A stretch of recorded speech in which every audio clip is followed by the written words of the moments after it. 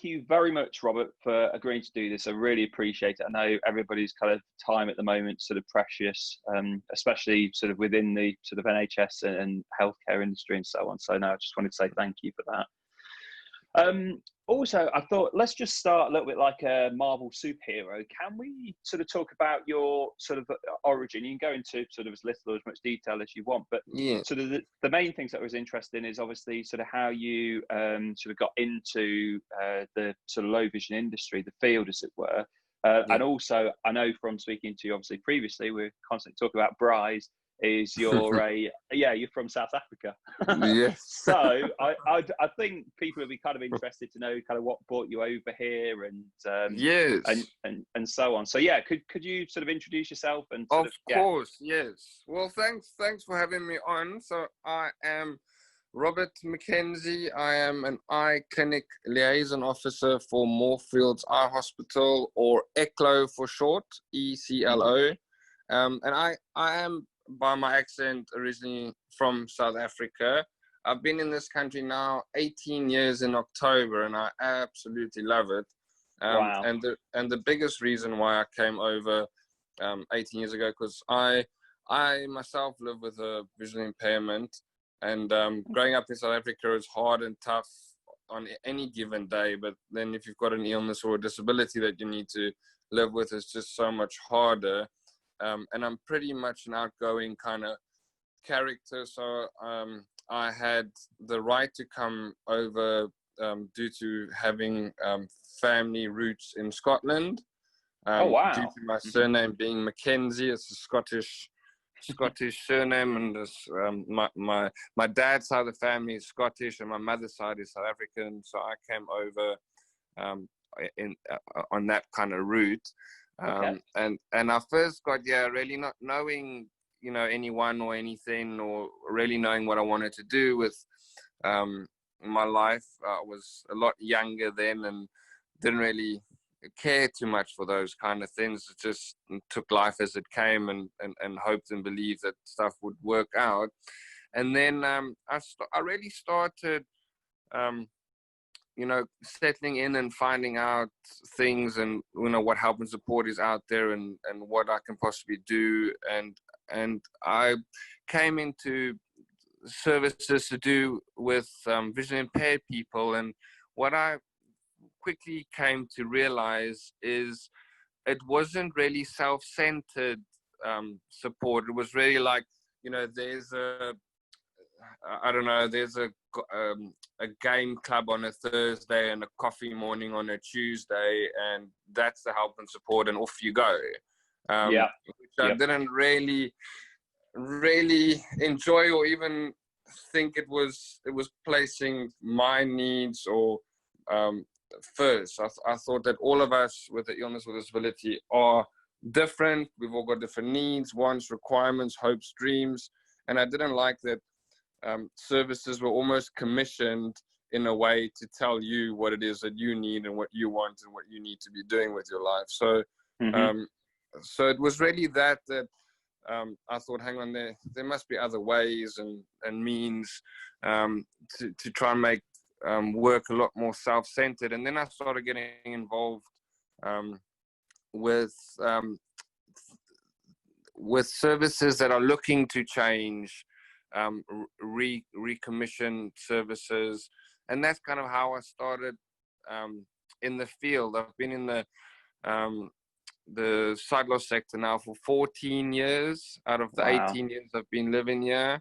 And I was and as I've had all sorts of different jobs over those 14 years, the most recent one being my Moorfields job, but before I was involved with an EU project. We got some funding off an EU project, and we were supposed to set up businesses employing blind or partially sighted or people with disabilities over a 3-year period with some EU funding we got. And it's really to do with that, how I got into the field and shaping services to having jobs as case workers, advocacy roles, stuff like that. So that's really it in a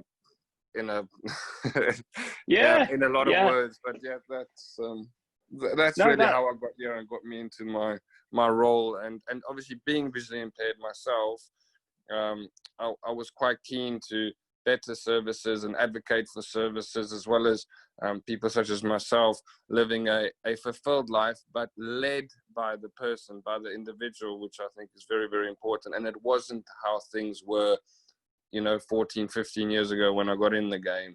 It was very much told to us what is out there and what you need and what you need to do with it. So so that's it. Okay. Really. No, that's interesting. And that's the thing, I imagine, there's obviously things have changed kind of thing over the years since you started. I mean, 14 years, that's almost as long as I've been sort of in the industry. And I know I've seen like huge changes. I just want to sort of go back to, you mentioned there that you're an ECLO, and obviously most people have a little bit of an understanding of what that kind of involves and so on.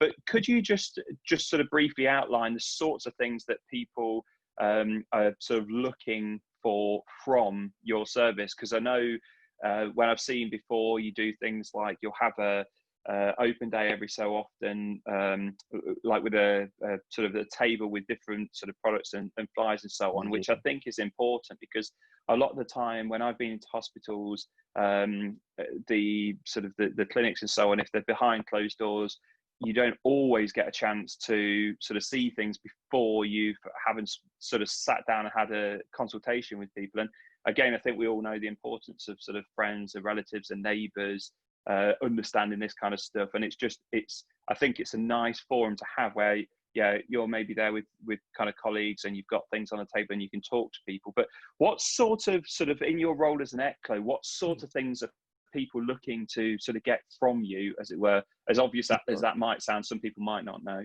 No, of course. So the role of an eye clinic liaison officer or ECLO, really, I mean, Moorfields has their own, but Moorfields is a world-renowned eye hospital, one that's based here in the UK.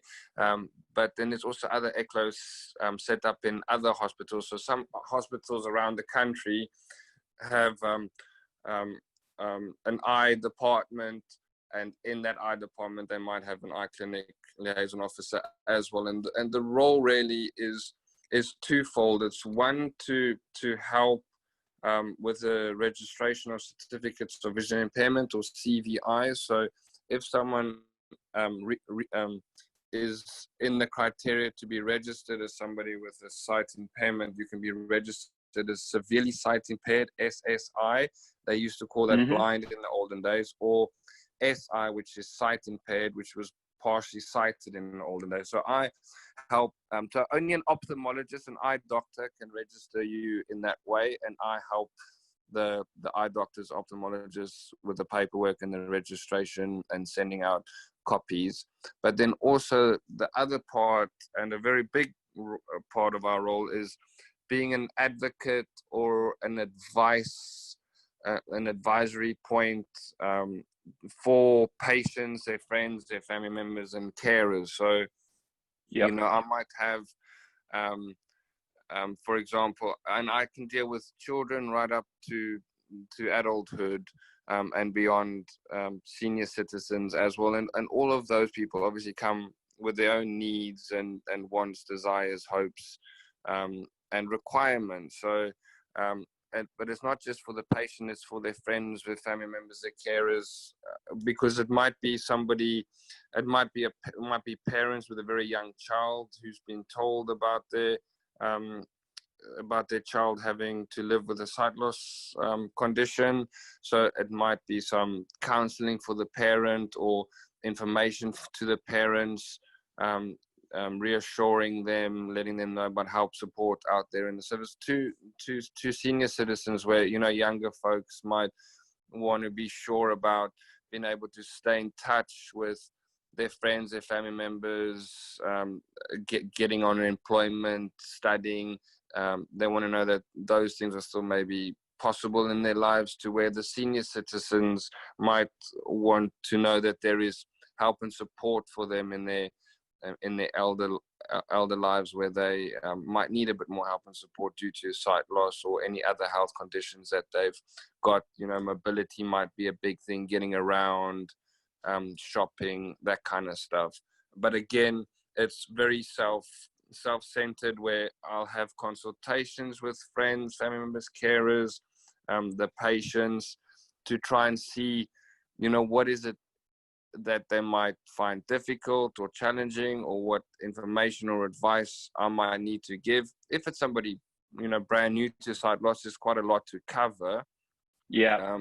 But then I'd like to say to them, you know, what are the areas that are important for you right now?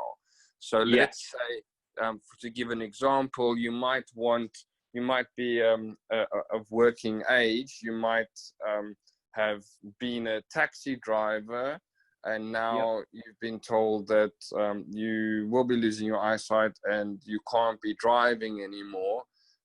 You know, but you might still be the provider to your family. You might still want to work. You might want to find out about jobs and employment opportunities for yourself. But before we can possibly look at applying for jobs or putting you in touch with people that can help apply for jobs, is you need to maybe rewind a step or two back and look at the skills you've currently got and what skills you might need to update. So you know, you were a taxi driver, but now you can't drive your car. But you know, there are softwares to help you access a computer or a phone. So those skills might be learned, because you're not going to be able to find a job if you can't use a computer or your mobile device in order to apply for the job. So it might mean to learn a bit of new kit, or to have some mobility training so you can get around, so you can go to your interview. So we almost take a couple of steps back and see how we can, you know, what steps or skills need to be put in place again to make sure that you can still live a very much fulfilled life, no matter what it is you want to do.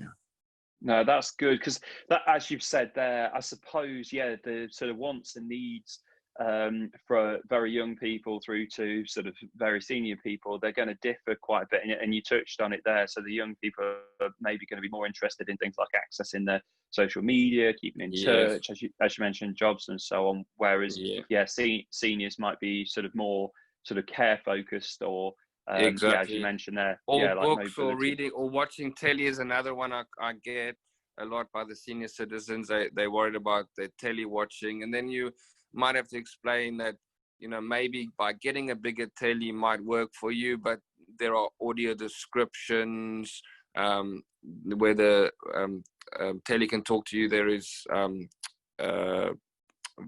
settings within the telly that you can turn voice guide on, for example, so your telly, your menus and stuff is now accessible to you. Things like that, or they're reading. They used to love reading, but now they can't see. So you might have to talk about large print books or alternative reading, like audio. Hobbies is another one I come across often. You know, later on in life, you might have picked up a hobby where you make things or build things, like a puzzle, or you might paint something. So now again, they worried about their hobbies and whether they'll still be able to do their hobby. So again, it's looking at the individual and their hopes and dreams and trying to see, okay, you love reading, so how about you try a larger book or a different format in audio, for example. Or you might have built puzzles, but now we need to look for a place that sells bigger puzzle pieces, maybe. Or you might need to learn to paint within like tactile lines, where there's almost raised lines on the page to help you navigate the page. So it's looking at things that will help them feel like they're still living a good, fulfilled life, you know, whatever that may be. And like I said, it's from I think the most recent youngest case that was referred to me is around 4 months old. Wow. And then the oldest one I've got that I recently spoke to was about 105. So wow. It's everything in between, you know, where 4 month old is very young, and parents are obviously worried and concerned and have many questions, but development starts from birth. They might have been born with an eyesight condition, but they still need to listen and feel and touch, and smell and hear things. So all these other senses, and having them known to the local authorities and the educational department, the development into adulthood can start from a very, very early age, and then you never stop developing, do you? As we go into adulthood and senior citizens, we always look to develop and grow and live fulfilled lives. And I suppose the other thing also, so technology, excuse me, technology's always kind of moving on and so on. And I guess that's the thing. I mean, who knows? The sort of signs would indicate that a lot of products, I mean, obviously there's a lot already in the market, but there's still more that could be done with things like voice activation and so on. So touch screens has been the biggest thing, say, for the last 15 or so years. And there's sort of a move away from that to more audio and things. I've always had this kind of opinion that sort of accessibility harms nobody but helps everybody. And one of the biggest things not biggest things, one of the most recent things that I've kind of come across, and I know there's a lot of sort of talk around sort of mobile technology, but I'm just bringing this up because I noticed that we're doing this call now and you're using an iPhone. One of the sort of things that I learned about recently was this, obviously voiceover, which is great, but also the curtain mode or curtain view, where the iPhone is basically it looks as if it's turned off, but it's actually very, very simple. And I wonder if you could just, if you use that, I wonder if you could just tell us about that. For sure. Definitely.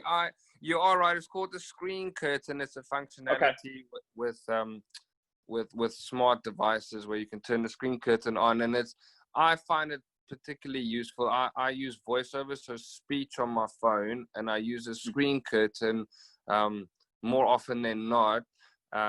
And I find it very useful when I'm out in public places, like on a train or sitting in a cafe.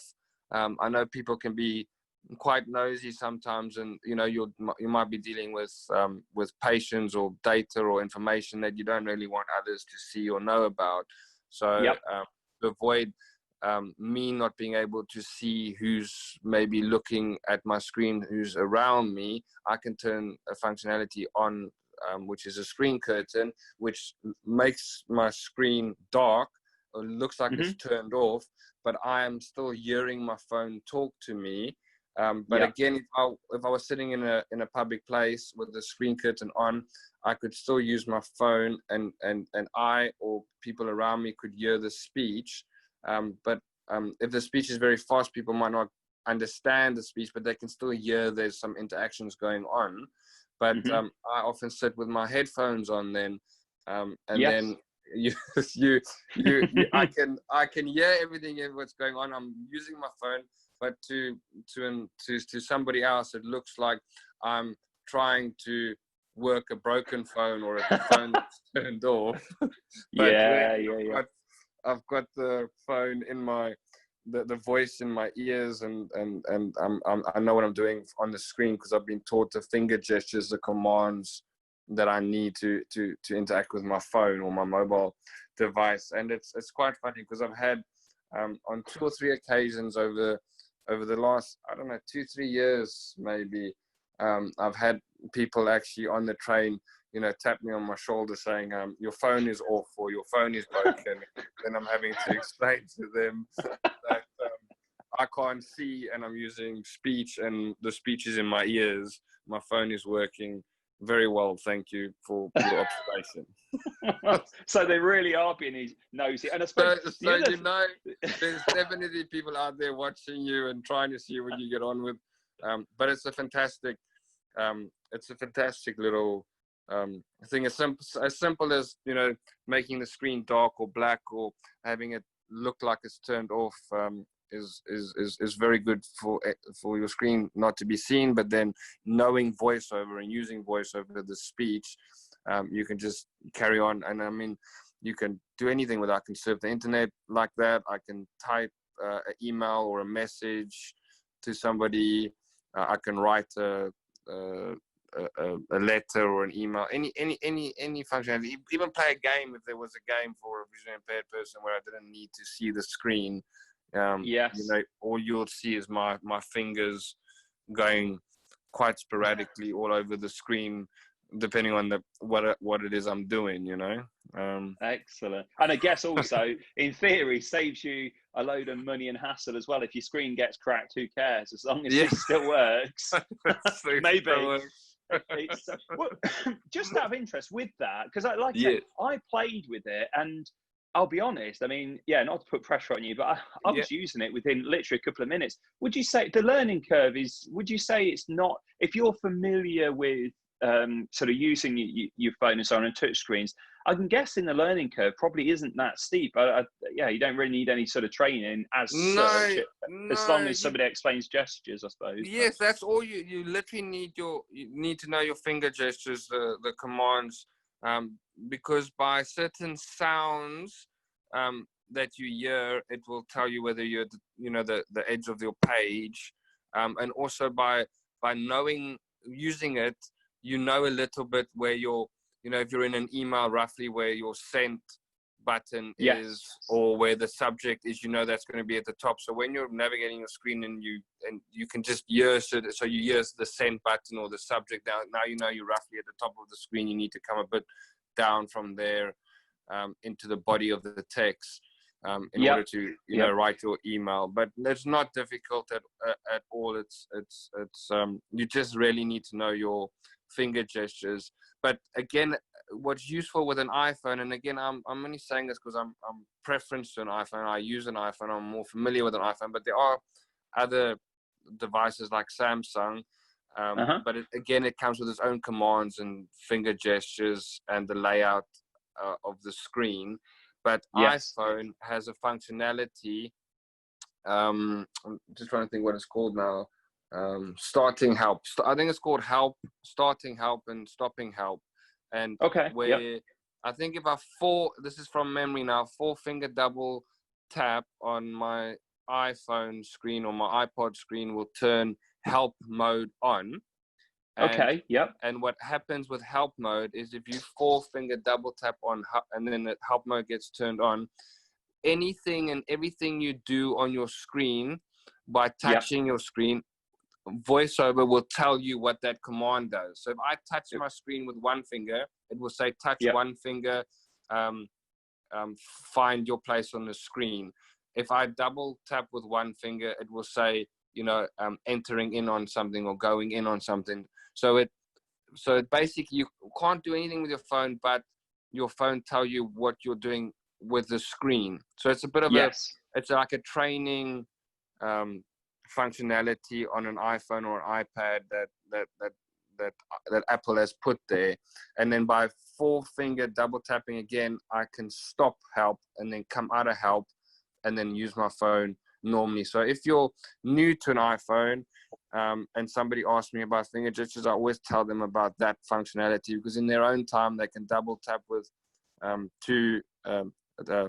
4 fingers double tap, starting help, play with the screen, try and remember what you're doing, and then put it into practice by coming out of help and then using your iPhone and trying to do those finger gestures. It's just another way of learning. You could go on a YouTube video and watch some YouTube videos, but there's no better practice than you doing it yourself. Yes, you can listen to YouTube videos and ask questions, but I think the best way to learn anything is to just get on and try and play with it, and then eventually you learn, Yeah, I think, and also I think we put a link in our weekly emails. We do a 4-bullet Tuesdays, and we sort of send out details, and I think there might be a link this week. If not, I'll attach it to this video in the notes. There's a podcast called Apple Viz. Yes. And they've got like a beginner's guide. Yeah, that's brilliant. It's it's fantastic that visually impaired Apple has their own like forum department to do with stuff to do with visual impairment and using your iPhone or iPad or device Apple devices. It's fantastic. I've referred to that once or twice as well when I was stuck, but definitely a great reference point.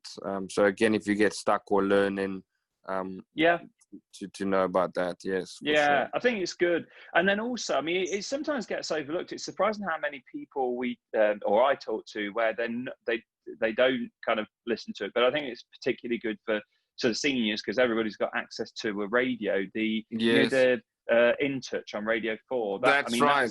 That's brilliant. And you find out about this kind of stuff. So it's that's really good. The RNIB Connect radio, for example, is another good point, where they go and listen to a lot of RNIB Connect radio has their own radio station where they have talks and guests and things coming in. So again, if you listen to that, that's another good place to pick up some useful tips. But also what's nice about that Apple Viz is it's better, I find, listening to that than a YouTube video, because often a YouTube video somebody can still see a bit and they're explaining things, whereas maybe not as verbal as what you would like. Where on Apple Viz, I find it a lot more verbal. So for somebody with sight loss, where audio verbal explanations are a lot more useful. I find Apple Viz being a good place to go.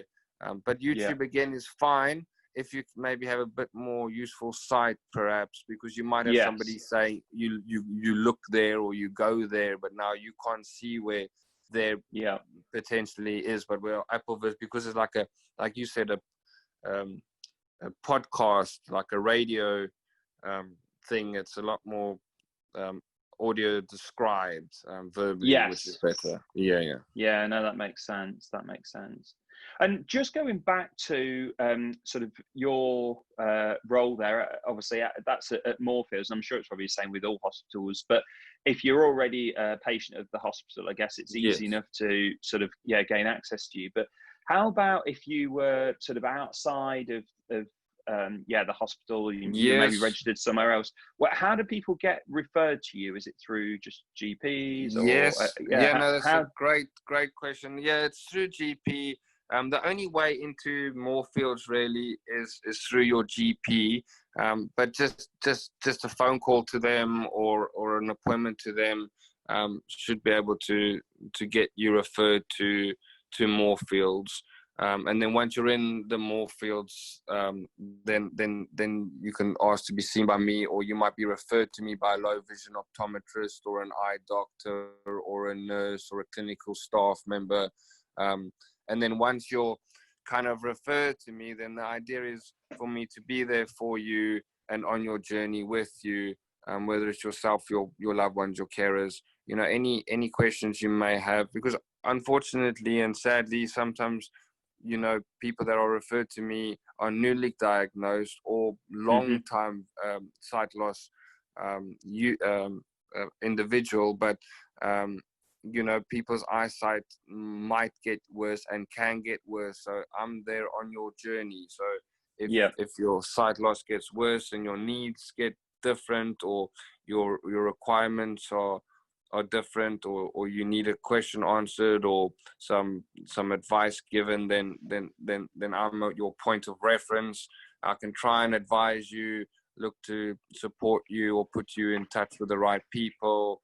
And if I don't know, I can go and do the research or make some phone calls and see what there is out there to help with your service. I'm set in the clinical environment, being there to help and support. So often I'm working with organizations, support services in the community. So often I might go to meetings to stay up to date, or people might send me some information or leaflets that I can keep in my clinic and I can hand out to people or tell people about it.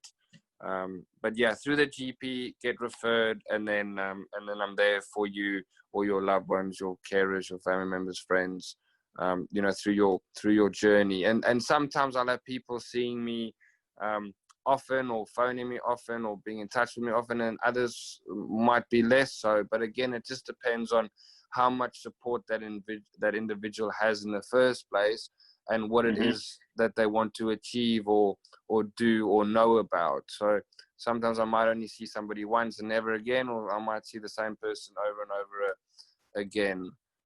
There are also 3 areas of mine. I look after 3 areas. I look after the Northwest, which is Potters Bar, Ealing, and Northwick Park. So those 3 are 3 hospitals of Moorfields is kind of my area. So anybody coming into Potters Bar, Ealing, or Northwick Park who needs an eye clinic liaison officer will be put in touch with me, or I will look to make contact with them if I'm aware of them or being they've been pointed out to me. No, that's good, because that's the thing. Again, it has to be kind of the most common sort of comment or sort of phrase in the field for a lot of people when you hear things like, "Oh, I didn't realize that service existed," or "I didn't realize that product was there," and so on. And I think a lot of people, you mentioned it a few times there, sort of people's journeys, and I think certainly from our side, independence is critical. I mean, that's the end goal, as it were. And I think it always surprised me, you can have people that maybe sort of lost their sight in old age, and it could be as many 10, 15 years since somebody's read a book or read something, and in some ways, especially now, the technology has got to a point where, sort of pun intended, the accessibility to that is already there. It's and the ease of use. I think for a long time, things that were out there maybe seemed sort of complicated to use or difficult. So even things like illuminated magnifiers, and I know obviously batteries are always a big thing, and now obviously you can get Qi charging ones, so it's all wireless. So as long as they know where to put it, and that's at the lower end. Like we've already discussed there, we haven't even talked about things like Alexas and all this kind of stuff. And I mean, what a time to be alive, really, with this kind of technology. It's and I think it's so important. Sorry, Karen. Yeah. No. It's all good. It's all good stuff. I mean, it's fantastic. Like you said, I think you said the last 15 years or so, things have come quite a long way from where they used to be. Technology is definitely a game changer, a lifesaver. Because there's just so much you can do with it. You can do your shopping, to stay in touch with friends, family members, to mobility. It's amazing. It really is. Yeah, absolutely. Oh, that's good. And you touched on a point there where it's amazing how often I get asked about, like, people again, this is where Optelec can come in and do well, because often we get told about somebody missing their reading, and then somebody gets told by the eye doctor they're going to lose their eyesight. And the amount of times people say to me, "I just want a big magnifying glass that I can put over my book and I can see, or I can put it in front of my telly and I can see." And I have to explain to them that the smaller the magnifying glass, the stronger it's going to be, the bigger, the weaker. So that's just the way it works. So if you want a big magnifying glass to put over your book, it's going to be a weak one because it's a big one that goes over your book. But to be able to see your whole sentence, but you need a strong magnifier, you're not going to see the sentence because you're looking word by word, because you need a strong magnifier. Therefore, the glass that you look through is made smaller. And then you're having to talk about other alternatives, such as, for example, Optelec's electronic CCTVs, whether it's a portable one or electronic desktop one or a portable one. And then hopefully, by using those products, it's now a little bit better. They can see more words on their page now, for example, than having to look through a little magnifying glass. And again, people don't always know what's out there, but it's hopefully and thankfully when they get to have a chat to me, have a consultation with me, and I know what their problems or difficulties are, I can then have those conversations. If I hear somebody say to me, "I just want a big magnifying glass I can put over my," then I know, right, I need to have a conversation now about portable or desktop CCTVs or electronic magnifiers because this person is just not aware that the smaller the weaker, the bigger, the smaller the stronger, the weaker, the bigger the weaker, so yeah it's that's the thing. It's sometimes on the one hand, sort of when you've sort of got it in your hand and you're in front of it, it's kind of a relatively simple thing to explain. But when you try to explain to somebody, because again, we hear it all the time. I want a magnifying glass the size of an A4, but I want to be able to see to read, and it's that's it. It can be challenging. That's right. It's like catch 22. That's it. But fortunately, like you say, we're sort of a bit of an age where with sort of technology and so on. And I mentioned it to somebody the other day, and I think it was one of the biggest things that sort of helped the market with this kind of thing is when digital cameras started to become more affordable and prevalent, that people would realize they can take a picture of some text and zoom in and out. And obviously they're only at that point, they're only looking at a very small screen, but it gets across a concept. It's I and think also right the photos, pinching the photos, and I get a lot of people asking me about photos now and how to see and how to, and then I explain to them the pinch option on a photo. If you've got your iPad or your iPod, for example, and again, something as trivial as you can pinch a photo and make it bigger and move your finger and move the photo around. And again, they are fantastically amazed by a little functionality as that almost puts a smile back on their face, because they thought, hang on, I'm never going to see my grandchildren again, or what about my holiday pics with my family? But then again, if they got some useful vision and they can pinch and blow up their photos, they are happy people again, because they would have thought that they can never see their photos again. And same with reading. They think, oh, my reading is over, or my days of reading is over because I can't have a big magnifying glass. And you say to them, but hang on, there is audio, or there are these electronic magnifiers, or you could large print the books. And again, it's just something as little as them not having the information or being aware of that information and now being told of it. It's like a game changer, big time. I think that is the thing. That's the challenge, sort of the awareness of this sort of stuff. That's the thing. It's great that we have like you mentioned earlier, RNIB Connect and InTouch and sort of more specific sort of Apple Viz podcasts and so on. But that's the thing. It's kind of, it gets a bit meta, because it's nice to have somebody that, like yourself, that's an expert, because if you try and explain somebody, because I'm just thinking now, again, I don't know, I might be completely wrong about this, in fact I am, but maybe there's going to become a day when you'll have to have a digital radio, and it could be that you have to then explain to somebody what a digital radio is, or you should really listen to this podcast, it can help you. And it's like, what's a podcast? And it just kind of goes on. And again, it depends on the audience you're talking to. If it's a younger generation, they might know what a podcast is, and an older generation might not be too familiar. I mean, one example comes to mind. I was on the phone with a senior citizen, and he was stuck indoors. He had some of his family coming around and checking up on him, but he was worried about, he was missing reading, and he would have liked audio reading, but he didn't want to. He thought the only option was to have audio books put on his phone, and he was a bit worried about using and navigating a phone. So when I heard this, I thought, hang on, let's try and see if through the wireless for the blind, you can get a book player with a USB book player. And then if you get your book player through wireless for the blind, then you've got that. Then we ask the RNIB, for example, for a book library sign up for this gentleman, but ask that they put his books on memory stick, knowing that he's got his book player at home that he got through wireless for the blind. So so then that's way ace.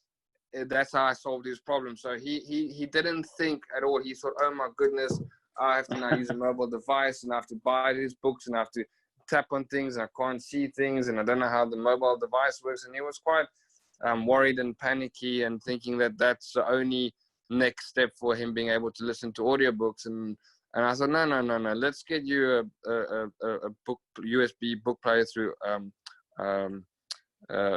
through this fund, and then you got your player. We sign up you at RNIB for talking books on a memory stick, and they post it to you. You take it out, you pop it in your player. Your book is playing. You're done with it. You take it out, you put it in the prepaid envelope book case that they give you. You return it. They send out your next book. You open it up. You stick in your book player, and he was bowled over. He thought that's amazing. Yeah.